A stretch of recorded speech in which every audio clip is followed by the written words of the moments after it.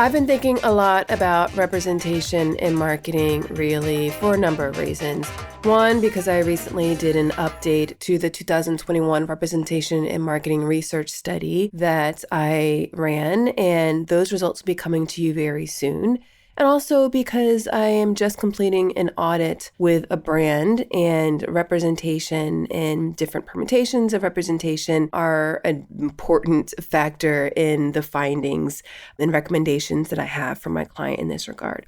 So anyway, lots more to come for you in regards to representation in marketing, but I thought it would be good before we go into all this new stuff that I'm going to have for you on the topic to roll back a conversation that I had with Jasmine Star on her podcast all about representation in marketing and some guidance I gave her on why it's important and ways that she can ensure that she is thinking about representation more so when it comes to the events that she's agrees to speak to. So after this short break, you're going to hear my conversation with Jasmine Star on her podcast. Did you know that most businesses only use 20% of their data? That's like reading a book with most of the pages torn out or paying for a coffee that's just 1/5 full. Point is, you miss a lot unless you use HubSpot. Their customer platform gives you access to the data you need to grow your business. The insights trapped in emails, call logs, and transcripts, all that unstructured data that makes all the difference. Because when you know more, you grow more. And when you get a full cup of coffee, you can do more too. But I digress. Visit HubSpot.com today. Welcome back to the Jasmine Star Show. I could not be more honored and more anticipatory. I just used a big word to start this podcast to have a conversation with an amazing, brilliant, kind, thought-provoking woman by the name of Sonia Thompson. But let me back up the story a little bit. Let me set the stage. So I have an opportunity to speak at an event in Las Vegas. Very excited. The event coordinators send a post out on social media, and I repurpose the post. And I'm like, hey, I'm going to be speaking at this event. And good and kind and wonderful Sonia Thompson, who has sent me direct messages in the past, and we have corresponded. So she's not quite a stranger. She says, Jasmine, girl, where is the color? Where is the diversity on that stage? And I thought to myself, that is a really good question. And it was a question I was unequipped to answer. And it was a question I was unequipped to ask the event host. But if you know me, I just do things messy and I do things scrappy. So I immediately reached out to the event coordinator and I said, hey, a couple people have noticed that there's not a lot of diversity represented for the speakers of this event. And he had clarified it's a rolling out of keynote speakers, rolling out of speakers. It was just, this is the first batch of people who were announced and things of that nature. But to me, there was an underlying thing that was about nobody else but me. And I thought to myself, I need to be equipped on not how to be reactive, but proactive about including people on my journey and making sure that there is representation. So my guest today is Sonia Thompson. She is an inclusive marketing strategist, consultant, and she's a coach. Now, she also helps businesses attract and retain diverse customers, and talent. She writes for Inc. and Forbes, and she focuses on how brands can use inclusive marketing and belonging to create remarkable customer experiences. And she is no stranger to a podcast. She hosts the Inclusion and Marketing Podcast. I could not think of a better person to help guide me, and I hope you on this conversation. I'm going to be an open book. I'm going to be the first to say I have a lot to learn, but I couldn't be more excited that I have a very good coach to guide us, and me first and foremost, just me. If you take anything from it, that's good. But this is going to be a little bit of a selfish conversation to say, Sonia, shape me in learning how to be a better advocate. So Sonia, welcome to the show. Thank you. Thank you so much for having me. It's a joy to be here. Ooh, and you are a joy in and of yourself. So let's start off with the framework before we actually get into tactics, because I just don't want this to be tactics. I want there to be a deep understanding and a deep level of empathy. So what's the connection between belonging and our ability to attract and retain a diverse group of customers? Let's start with listeners first. Like, this is beyond like, hey, help me get better. But like, what's the big reason here? Life is about belonging. And because of that, business is about belonging. So in life, as humans, as people, we are always looking for a place where we know that the people around us, they see us, they accept us, and they get us. I read something in Chris Brogan's book years ago. It was The Freaks Shall Inherit the Earth. And he was saying that belonging is whenever you finally are able to exhale a breath that you didn't even know you were holding, because you know that the people around you get you. And not enough of us feel that on a regular basis. So because life is about belonging, business is about belonging, because people aren't compartmentalizing that feeling. They want to feel it on a regular basis. So whenever it comes to the brands that we are engaging with the brands that we're giving our money to, a lot of times we are going to give it to those people who take the time to see us, to not treat us like an afterthought, not treat us like they just want our money, but they actually care about us as individuals, as people beyond the problem that their business helps us solve. And that's how you feel like you belong. And whenever people feel like they belong, they reward the business with their attention, their adoration, their loyalty. They tell all their friends, they stick around, they buy more of your stuff. And a lot of instances, people, particularly people who are part of underrepresented and underserved communities, are used to being ignored. So whenever somebody does make them feel like they belong, they're not letting go anytime soon.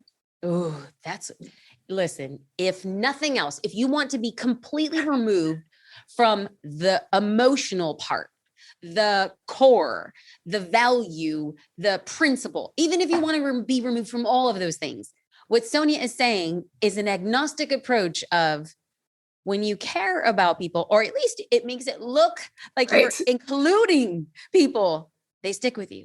Wow, absolutely. What a low bar. And yet so many of us don't hit it.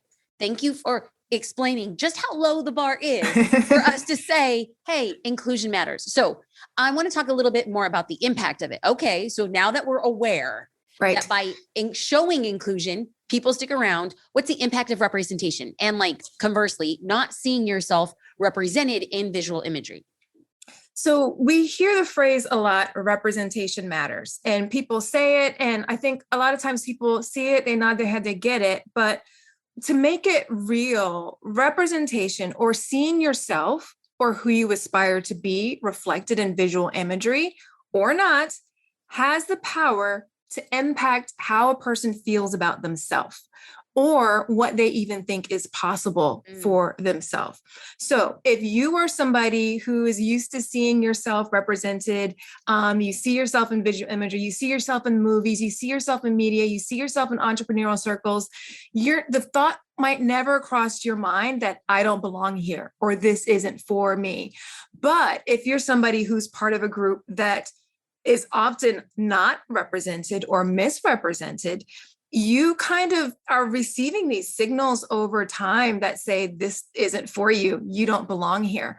So this isn't political at all, but think about whenever Vice President Kamala Harris was sworn in, how parents and little girls were rejoicing because now they felt like their daughters could say, I can hold this office one day, because they saw somebody who looked like them in that position.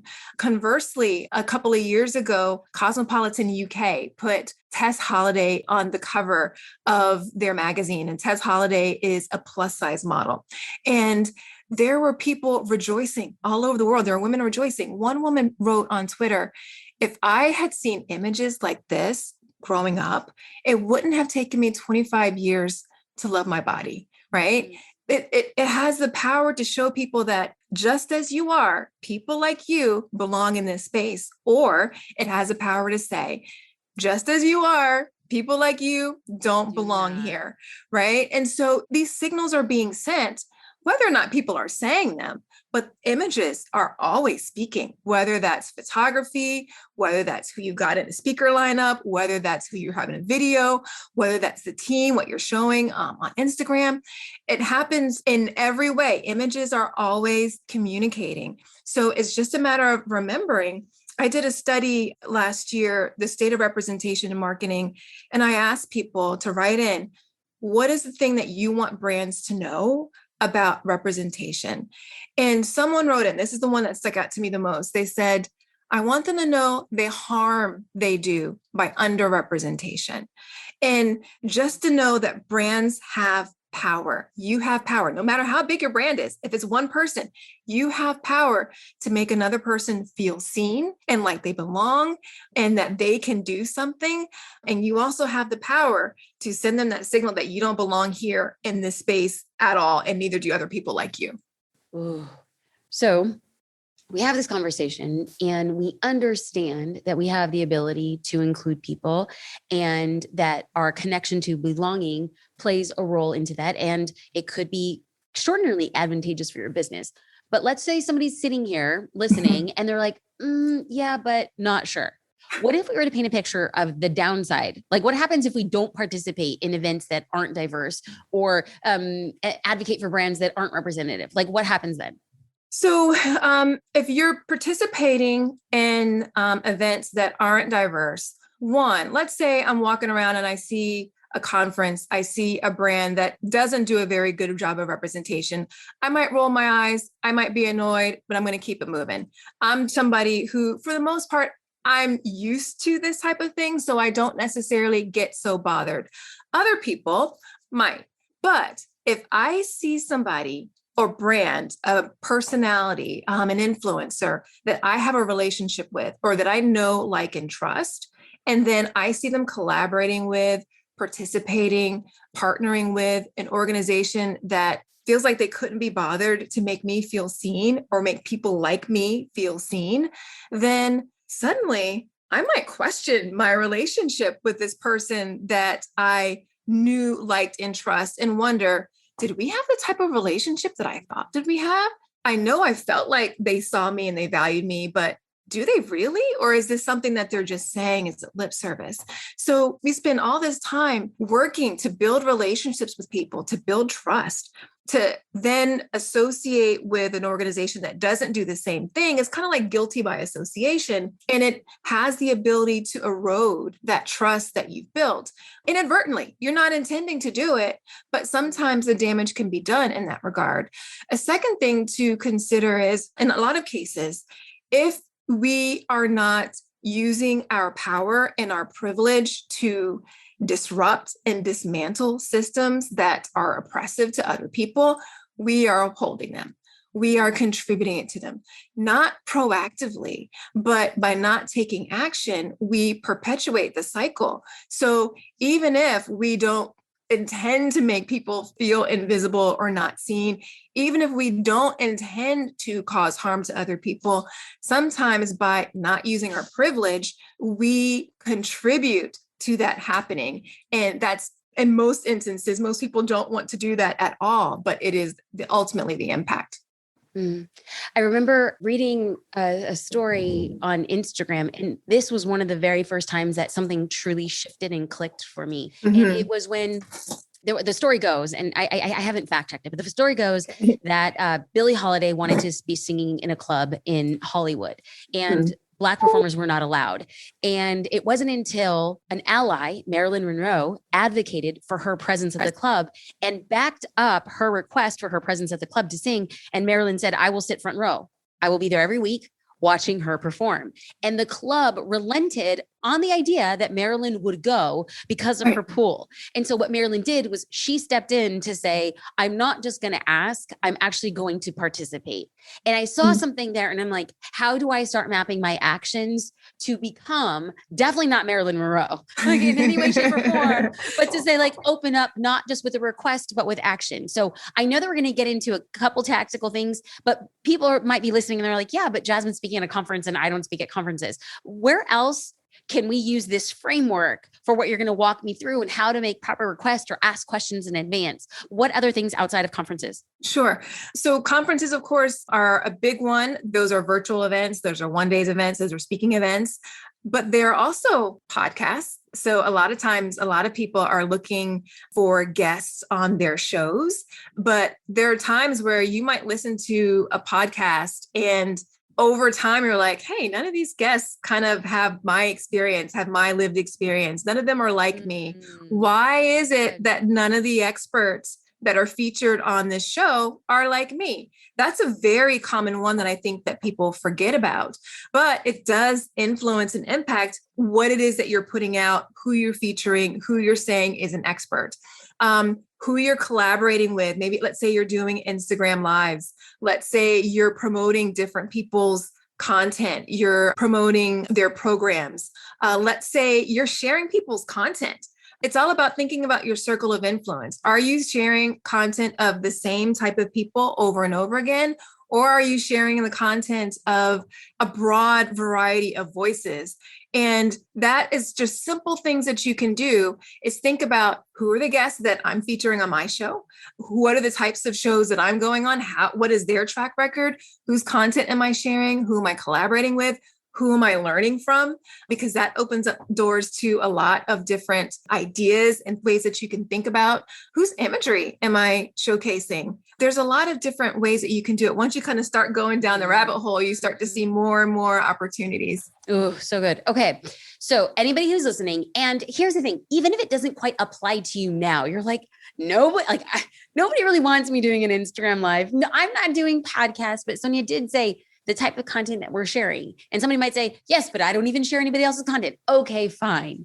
But what we want to do is if we want to continue to grow our businesses and brands, these opportunities, it's not a matter of if, but when. So how? Okay, I've got another podcast recommendation for you. It's Augmenters, hosted by Julie Meyer and Jimmy Edgerton, and it's brought to you by the HubSpot Podcast Network, the audio destination for business professionals. So on this show, Julie and Jimmy dive into mentoring and explore ways to augment and refresh the mentoring environment. They're using 8 core principles that weave relevant spirit guides and diverse guests, and Julie and Jimmy use a lot of humor and practical tips to help mentors and mentees get further, faster together. There's so many great episodes to tune into for this show, but one that you might find especially interesting is their latest episode, number 120, Mentoring Across Gender, Men as Allies and Mentors. Listen to Augmenters wherever you get your podcasts. How do we best prepare? Because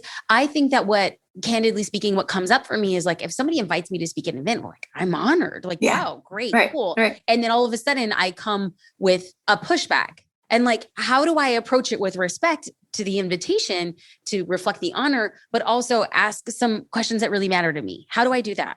Okay. First and foremost, even before you get the invitation, the idea is to decide, what does a representative or a diverse conference look like to you? Each person is going to have a different definition of what that is, right? So just take a few minutes and pause in your mind. What degrees or dimensions of diversity are most important to you? And have that picture of what it is that you would like to see whenever you're going to a conference. So for me, I really love to see Black women. It's important for me to see Black women. I like to see diversity on other fronts, but if I don't see a Black woman, something just feels off and lacking to me. For other people, it might be just, I want to see gender parity. There should be equal amounts of women as there are men. I spoke at a conference a couple of years ago, and I was looking at their speaker lineup, and I thought it was super diverse. But then I saw on Twitter afterwards, one woman was like, listen, all the speakers at this conference, it was a digital marketing conference, were really young. She's like, I'm 45 and up. Ageism is real. I felt invisible. And she was imploring the conference to do better. So for her, age was something that was important. For some people, it's body size. For some people, it's part of the LGBTQ plus community. For other people, it's they want to see people with disabilities. Each person is going to have their own thing or a couple of dimensions that are most important to them. So you just have to decide for you, for your organization, what is that? What is your standard? It doesn't have to be, 50%, 30%, 20. It doesn't have to be that. It can be a very loose guideline, but have an idea of this is the type of thing that I want to see to make me feel comfortable to take this stage.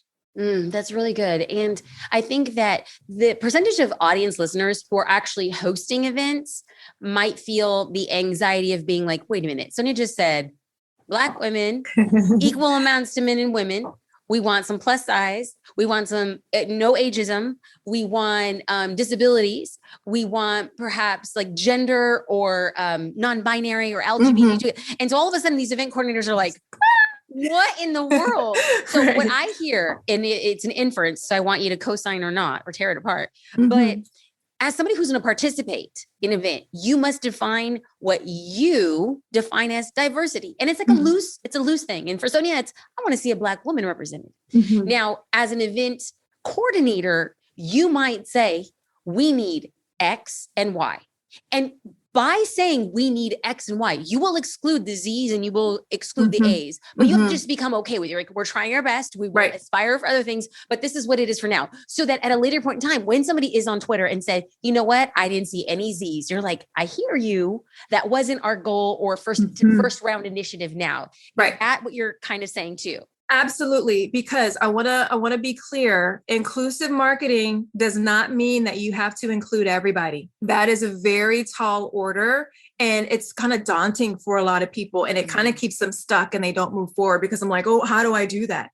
Inclusive marketing is all about acknowledging the people that you serve are different. We're all different in some way, shape, or form. And then intentionally choosing what are the differences that you are going to serve in your business, that you want to be very specific of, like, I want these people, these particular people to feel like they belong here. And then incorporating them into your marketing mix. It's a very difficult thing to serve everybody. But then once you choose, these are the types of people we want to make sure that we serve, then owning it and standing by it, right? Because there are going to be sometimes people that you're going to leave out.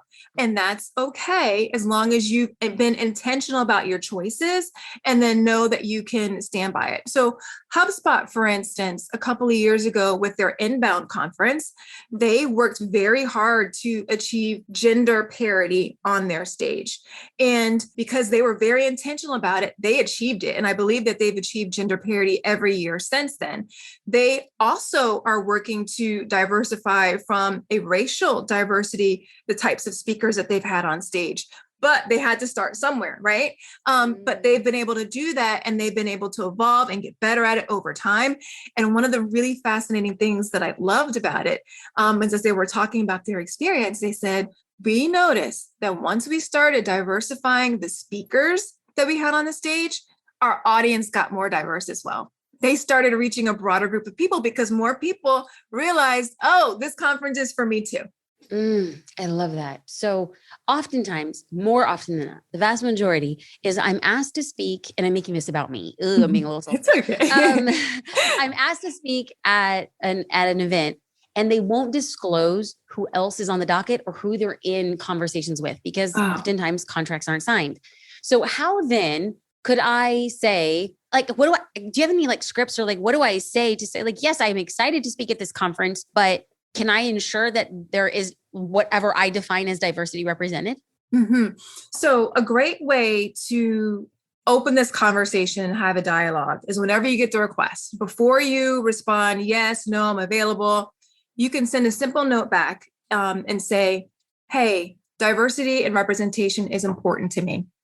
Could you let me know, what are you all doing to ensure representation of the speaker lineup? They can either decide to share who they've already confirmed, who they're in talks with, or they could say something simpler like, our commitment is to have 50% gender diversity, or our commitment is to have this many people from Black, Indigenous, or people of color, right? They can say those types of things of even targets that they have. That gives you a signal that they even thought about it, that they're trying, that they're making an effort. But if they don't want to share it, but that sets the tone for them right away that this is your expectation if they want you to be a part of the event. Everybody has a choice, right? You can choose to be a part of it. They can choose to say, you know what, Jasmine, no thanks. But it's setting the expectation that representation has to be a part, inclusion has to be a part of the planning process if they want you to be a part of it. So when I think about this, where does one go to find more options when it comes to getting guests on a podcast or recommending another speaker? Because if somebody said like, hey, if I had expressed it matters to me, and they're like, oh, well, we're finding a gap in the market for speakers for X. I'm like, hey, this is a great place. So this is a great resource to look for qualified candidates to speak on that topic or subject matter experts. Do you know of anything like that? Like, where might somebody go? There is a resource. I will have to find it and I'll send it to you if you want to include it in the show notes. There is one that's got like a list of speakers on various topics. I think this is BIPOC speakers in particular. However, the way to combat this, because this is a common objection that sometimes people will give or conference organizers will have, we don't know anybody who is part of this community that we could include. And the way to avoid that is to diversify your circle of influence, because more and more people aren't accepting that as an excuse or an explanation. People aren't giving passes that you didn't know. So what their expectation is that you should proactively say, these are the numbers that we're trying to hit. These are the people that we want to make sure feel seen and that we're going to serve. So if we want to make sure that we hit these numbers, how can we build our network today, a year in advance, 6 months in advance, so that we've got people who are part of these communities that we want to be able to serve, that whenever it comes time to put things together, we have a pretty good working list, or we have people that we know that we can tap into who know other people. The challenge is that a lot of times people are reaching out to their friends. They're reaching out to people that they know. But the problem with that is most people's networks look like them. There's actually a scientific term for this. It's called homophily. And really, it just means birds of a feather flock together. We hang out with people who are like us. Our friends think like us, have backgrounds that are similar than us. And it just continues to perpetuate the cycle. So if we want to have a broader network of people who we can tap into or are part of different communities, particularly the communities that we want to serve, we have to be intentional. There's that word again, intentional, about actively working to build and cultivate a network of people who are parts of these communities.